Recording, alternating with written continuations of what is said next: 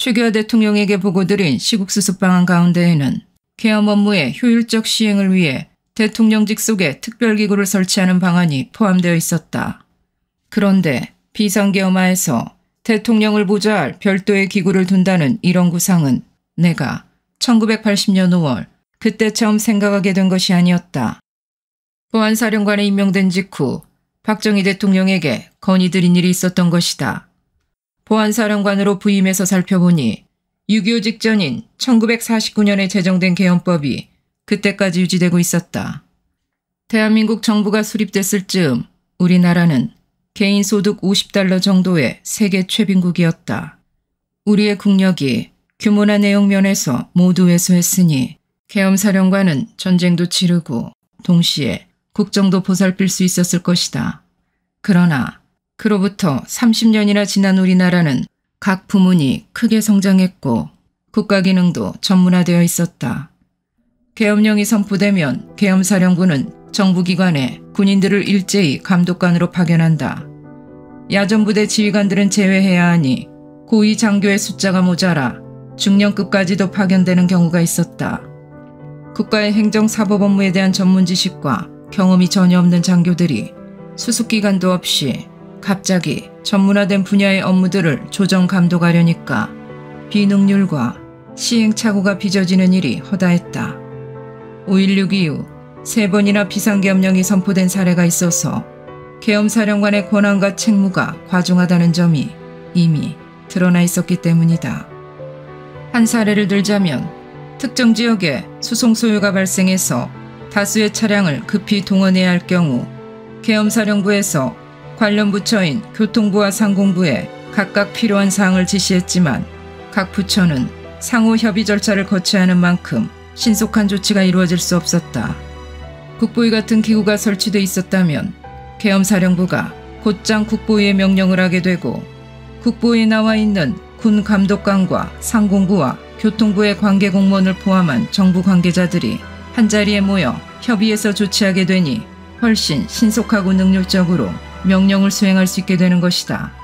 이처럼 군과 행정부처 사이를 유기적으로 연결해 업무를 조정 통제하고 협조하는 중간기구가 필요한 것이다. 계엄령이 상시적으로 선포되는 것도 아니고 또 장기간 지속되지는 않는다 하더라도 현실에 맞지 않는 계엄법 때문에 일어나고 있는 그 비능률과 부작용은 결코 가볍게 볼 일이 아니었다. 보안사령관으로 부임한 뒤 내가 계엄법을 개정 보완해야 한다고 생각했던 것은 바로 그런 이유에서였다. 그때 박정희 대통령에게 보고드린 기구 이름이 국가보위 비상대책위원회는 아니었지만 대통령 직속의 기구가 필요하다는 사실을 말씀드렸던 것이다. 박 대통령은 중요한 점을 잘 포착했고 특별기구를 설치하는 것도 좋은 차관이니 시간을 두고 연구해서 발전시켜 나가도록 하라고 지시했었다. 나는 이후 비상계엄이 선포되면 계엄사령관은 군 조직만으로 집행이 가능한 계엄 업무인 국방 업무와 사회 혼란 방지를 위한 치안 업무만 전담케 하고 일반 행정사무와 사법 업무는 대통령 직속하에 특별 보좌기구를 만들어 진행하는 방향으로 건의안을 준비하고 있었다. 그런데 11.6으로 보고드릴 기회가 사라지고 말았다. 그런 내용을 알고 있는 권정달 처장이 시국수습 방안에 계엄의 전국확대를 건의하면서 대통령직 속에 특별기구 설치를 포함시키게 된 것이다. 권정달 처장이 만든 안은 대통령의 긴급조치권에 근거한 기구를 설치한다는 것이었다.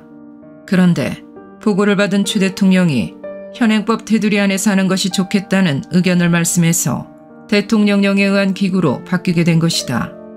추 대통령은 이 기구 설치 문제에 대해 이희성 계엄사령관의 의견을 들어보기도 했다고 한다.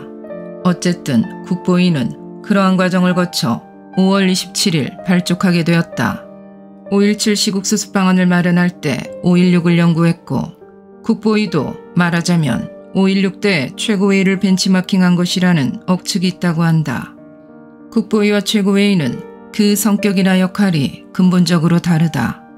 최고회의는 입법, 행정, 사법 등 3권을 다 장악했다. 최고회의는 군사혁명위원회의 간판만 바꿔단 것이다. 그에 비해 국보위에는 기본적으로 입법 기능이 없었다. 국보위는 또 행정 업무를 관장하기는 했지만 내각의 통상적인 업무를 입안하거나 집행하지도 않았다. 물론 내각을 지휘 감독한 것도 아니고 다만 대통령의 계엄 업무 수행에 관해 자문보좌를 한 것이다. 또 비상계엄 영하에서만 존속하는 한시적 기구였다. 실제로 국보위가 활동한 기간은 수개월뿐이었다.